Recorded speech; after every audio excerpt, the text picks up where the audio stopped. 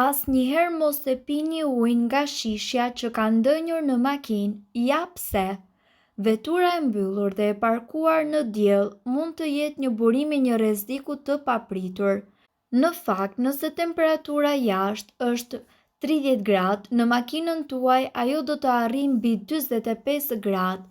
Në muajt e verës, kjo temperaturë mundet që të arrijë edhe deri në 70 gradë Celsius.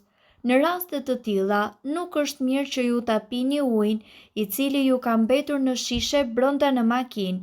Në raste të tilla, nuk është mirë që ta pini sepse studimet tregojnë se gjatë ngrohjes shishet lëshojnë kimikatin bisfenol A, i cili shkakton çekuilibër hormonal dhe gjithashtu lidhet me shumë sëmundje si mbipesha dhe diabeti.